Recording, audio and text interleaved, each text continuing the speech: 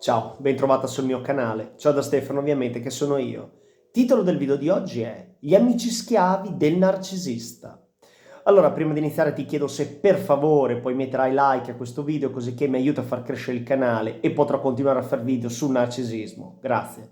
Seconda cosa, se hai qualche argomento da suggerirmi, sempre in tema di relazioni tossiche, puoi farlo. Qua sotto nei commenti scrivi l'argomento che dovrei trattare e lo prenderò sicuramente in considerazione. Chiusa parentesi. Questo argomento degli amici mi è stato richiesto da una ragazza che segue il mio canale, che si chiama Paola, che ovviamente saluto, ciao Paola, che mi chiede: ma te Stefano, non mi avevi detto che il narcisista patologico non può avere amici? Ma perché il mio ex narci è pieno di amicizie?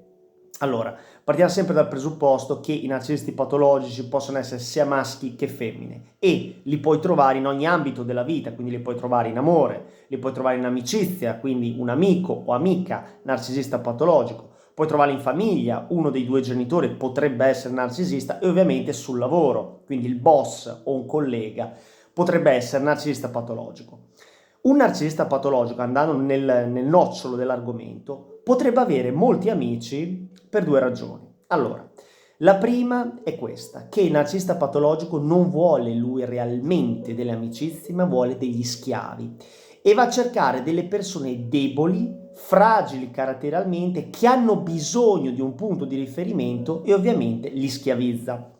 Un narcisista patologico, quando ha molte persone che gli ronzano attorno, sono persone che vedono lui come il punto di riferimento, quindi perché il narcisista patologico è molto decisionista, quindi lui pensa di aver sempre ragione, gli altri sono persone da utilizzare per poi scartare, quindi un narcisista patologico non vuole, ripeto, delle amicizie come non vuole una relazione d'amore, ma vuole semplicemente dei sudditi devoti. Infatti, questi amici, purtroppo essendo deboli caratterialmente, faranno tutto ciò che dice il narcisista.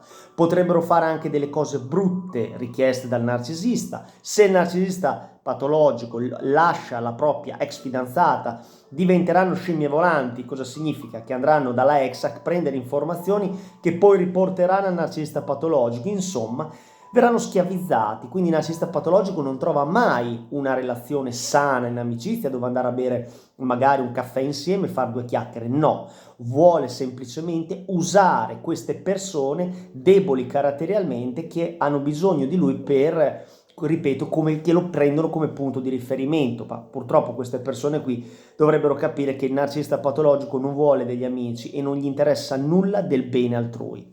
Seconda cosa, secondo motivo per cui il narcisista patologico potrebbe fare amicizia è per chiedere delle informazioni. Infatti, sul lavoro il narcisista patologico è molto lecchino con chi gli sta sopra ed è molto, diciamo così, poco gentile, per non usare un altro termine un pochino più forte, contro chi sta sotto. Quindi si farà amici chi sta sopra perché gli interesserà a livello lavorativo. Potrebbe farsi amico un collega perché lo vuol sfruttare a livello lavorativo. Morale della favola.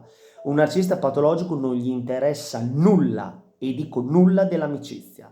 A lui interessa soltanto avere il suo tornaconto. Infatti, quando un narcisista patologico fa amicizia, ma questo amico con cui fa amicizia o amica non gli serve più, verrà scartato senza coscienza, senza una spiegazione, e come fa anche nelle storie d'amore, incolperà questo amico di essere una brutta persona, di essere una persona che non lo capisce, di non avere il valore dell'amicizia, perché ricorda che un narcisista patologico non si assumerà mai nessuna responsabilità.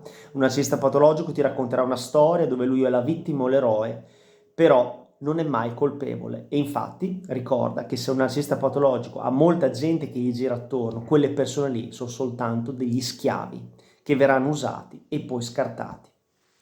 Stiamo uniti, eleviamoci sopra i narcisisti patologici, ricorda e ripeti il motto: l'empatia diverrà la mia magia. In un mondo sempre più egocentrico, quindi narcisistico, persone empatiche sono davvero preziose. Tieni buona questa tua qualità e diffondi più notizie possibili in merito al narcisismo patologico, perché la conoscenza salva la vita.